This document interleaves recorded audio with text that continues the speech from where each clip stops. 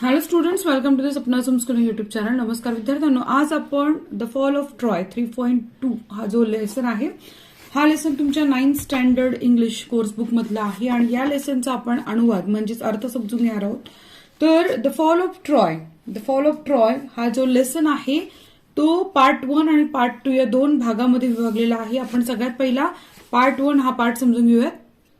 Fall of Troy म्हणजे काय, पहिले टायटल समजून घ्या. फॉल ऑफ ट्रॉय म्हणजे ट्रॉयचं पतन. तर ट्रॉय हे काय आहे? ट्रॉय एक राज्य आहे, ज्या राज्याचं पतन झालेलं आहे, ते राज्य लयास गेलेलं आहे. तर याचं कारण काय ते पहिलं जाणून घेऊया. The Iliad is the story of Ilium or Troy, a rich trading city in Asia Minor near the narrow sea that leads from the Aegean to the Black Sea. म्हणजे आता ह्यांनी काय केलंय की हे ठिकाण कोणतं आहे भौगोलिक दृष्ट्या ते पहिलं स्पष्ट करून दिलंय की इलियड ही इलियम आणि ट्रॉयची कथा आहे. ही इलियड आणि इलियमची ट्रॉयची कथा आहे. आशिया मायनरमध्ये इजियन पासून काळ्या समुद्राकडे जाणाऱ्या अरुंद समुद्राजवळ ट्रॉय हे समृद्ध व्यापारी शहर होतं. म्हणजे हे व्यापारी शहर होतं, जिथे व्यापार व्हायचा. इट वॉज वेल सिच्युएटेड आणि ते एक छान वसलेलं शहर होतं, उत्तम प्रकारे वसलेलं शहर होतं. Both for commerce and agriculture. कशासाठी? ते आर्थिकदृष्ट्या तर संपन्न होतच होतं, पण धान्य आणि काय म्हणू ऍग्रिकल्चर म्हणजे शेतीच्या दृष्टीनं आणि आर्थिक दृष्टीनंही ते संपन्न होतं. In front of the city was the sea over which sailed the ships of Troy.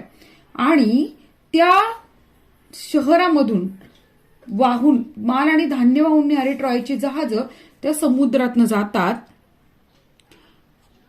Carrying goods and grain. आणि ते काय करायचे? माल आणि धान्य वाहून न्यायचे. At the black rose the high peak of mount Ida from which flowed many rivers and streams.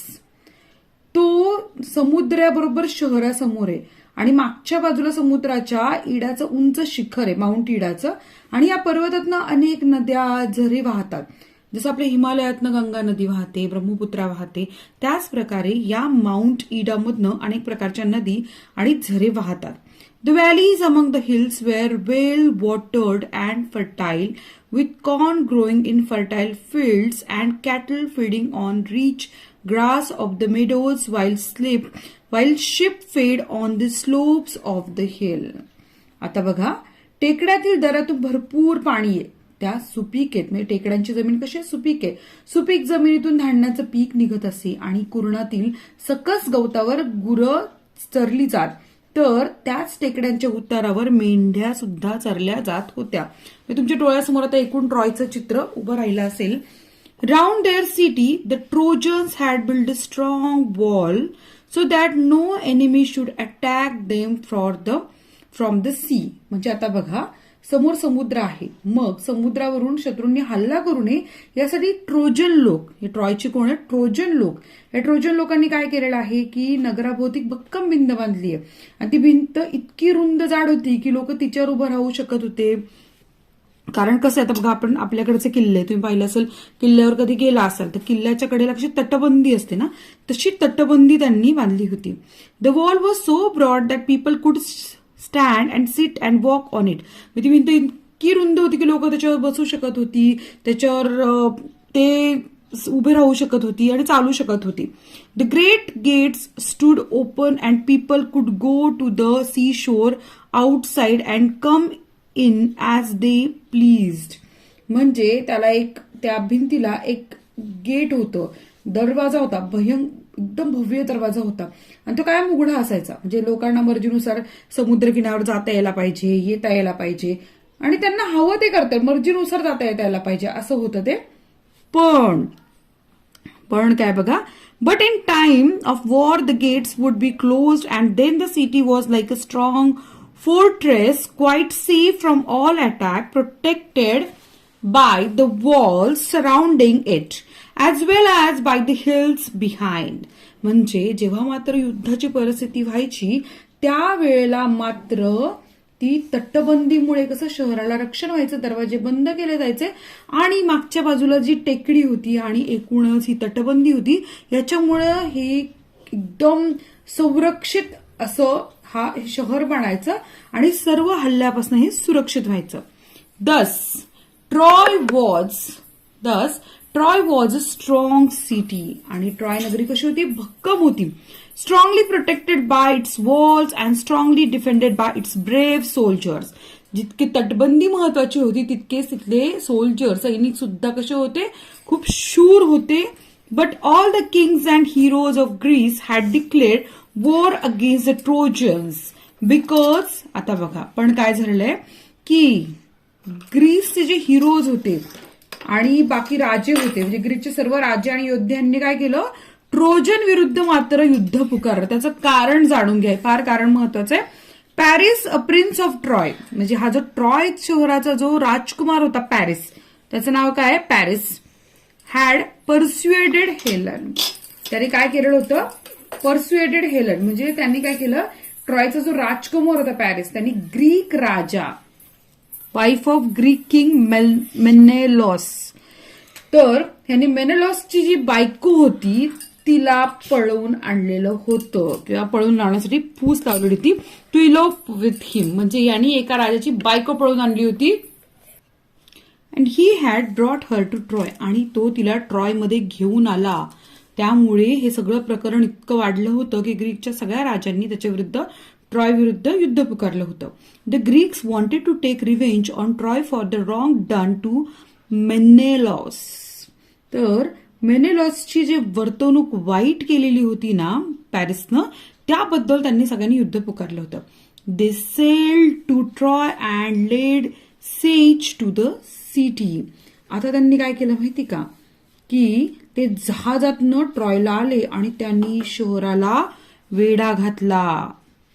The Trojans too fought hard and the siege continued for 10 long years. म्हणजे हा जो वेढा होता तो 10 वर्ष चालू होता. युद्ध 10 वर्ष चालू होतं. The fighting went on daily. रोज युद्ध व्हायचं. But the siege did not end. पण रोज जरी तो वेढा मात्र काही सुटला नाही. On the one hand, the Greeks could not take the city and on the other hand, the Trojans could not force them to sail away. म्हणजे दोनही बाजूनं एकमेकाला ते हरवू शकले नाही. म्हणजे ग्रीक योद्धे शहर जिंकू शकले नाही आणि दुसरीकडे ट्रोजन त्यांना पळवून लावू शकले नाही. Every day the Trojans came out of their gates and the Greeks came out of their tents and ships and the fighting went on. रोज हे इकडनं किल्ल्यातनं बाहेर यायचे ट्रोजन्स, इकडनं हे ग्रीक्स जायचे, भांडणं व्हायचे आणि परत युद्ध दुसऱ्या दिवशीसाठी सुरू व्हायचं. Sometimes there were great battles between the two armies. कधी कधी एवढं युद्ध पेटायचं, एवढी मोठी युद्ध व्हायची, मोठ्या लढाई व्हायच्या. Between two army. Sometimes there were single fight between two great heroes किंवा दोन महान योद्ध्यांमध्ये युद्ध व्हायचं. Sometimes the Trojan had the better of it and sometimes the Greeks. म्हणजे कधी कधी ट्रोजन भारी व्हायचं युद्धामध्ये तर कधी कधी ग्रीक्स यांचं पारडं जड व्हायचं. But still the fighting went on. पण युद्ध मात्र चालूच होतं. Great heroes on both sides were killed in the course of the war. आणि त्या युद्धामध्ये दोनही बाजूंचे महान योद्धे मृत्यू पावले होते. After leading the defence of his city for 9 years. आणि 9 वर्ष सलग ते प्रतिकार करत होते, लढाई करत होते आणि त्याच्यामध्ये त्यांचा काही मोठे योद्धे मारले गेलेले होते. The brave Hector was at last killed by Achilles whom none could resist.